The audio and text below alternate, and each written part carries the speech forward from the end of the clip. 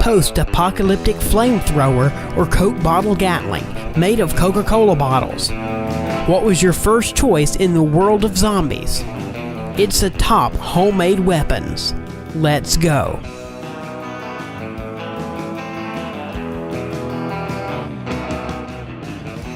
Let's start with German, who's made all portable versions of slingshots. Yes, just that, slingshot is a symbol of Thrive's channel. Once he's contrived a weapon with a huge sniper scope for pencil throwing, which he's also named Slingshot. The actuator is a common drill and the cartridge belt is replaced with a pencil charger. The zombie weapon works ideally. 32 pencils in 5 seconds that penetrate deep into ballistics gel at 4 centimeters. And that perhaps the most interesting weapon of this channel is the Coke bottle Gatling. The foundation of its gun is a half-empty liter Coke bottle, which has a hole for air pumping from first side and valve for air to tend from another side. The meter pump is attached on the end of the valve, which will release compressed air and push a charge, in our case an arrow. Combining 6 such bottles, we get a 6-charged arrow thrower, which is able to break through wooden barriers. It's kind of scary to imagine what happens if one of those arrows hits an unprotected body part, but Jorg didn't stop at that point. He decided to transform his apparatus into a fully automatic auto-throwing Gatling machine. Now it's a drill instead of a handle, which spins and rolls all of the valves open automatically, doing 1 turnover. It seems to be remarkable. In a nutshell, Jorg be one of the first who is able to oppose the Walking Dead, in this case of zombie apocalypse. The place below is occupied by similar weapons, a newly made channel called the Q. It's a single-charged homemade gun with a wooden base. On the top, installed is a common nail which acts as in part to lock, which will put it into charge. The place below it is occupied by an empty Coke bottle and pump, which will pre-fill pressure to required levels. We get certain pneumatic weapons from these details, which flings darts and is able to go through a Pepsi can and other objects. The idea could be adopted by some adventure action films. The main hero has lost his compass, his phone batteries died, and fuel is ran out. After getting lost in the forest, the man, which has all of his automobile's equipment and pump, is able to make a gun for hunting easily from this video.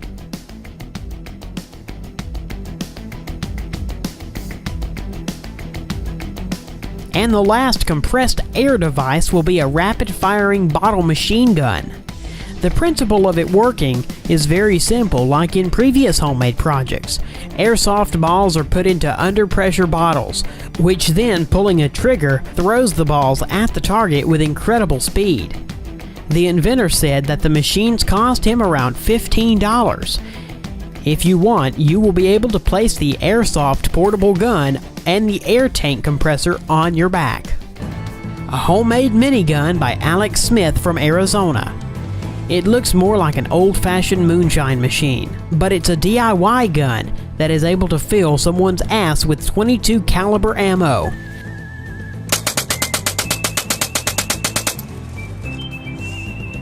Alex has also made a gunpowder bazooka, which looks a lot like a rocket.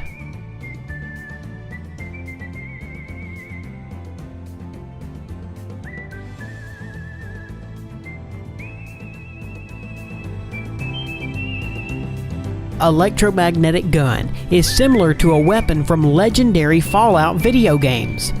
It looks incredible and strikes impressively.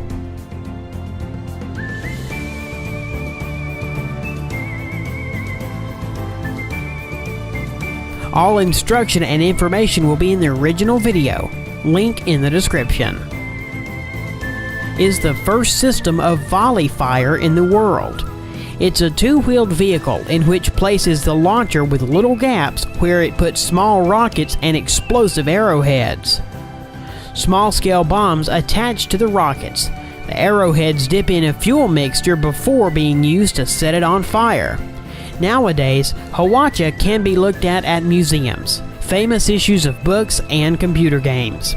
The team with Carrie, Grant, and Tori have all created this launch pad on the popular TV show Mythbusters. All the bombs have been thrown out successfully, but unfortunately miss all the targets. This model of the gun is effective for only huge numbers of enemies, or a horde of zombies. A 200-watt laser gun seems like a gun from Dead Space. A powerful laser is able to burn through wood and highly flammable materials. It's ideal for air balloons, which break for a few seconds after the laser hits them. In the end, Nick and his guns. He's made a 10mm pistol and a simple charge shotgun. There's only one question: why he invented a gun in state where he's able to buy such a weapon if you have a correspondence license.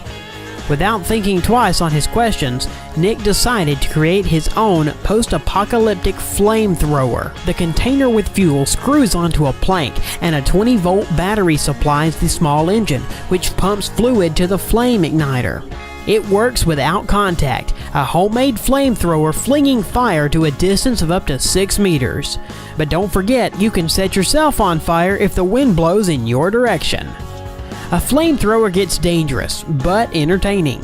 The author of this fascinating device recommended not to try repeating this homemade flamethrower at home. That's all. Thanks for watching.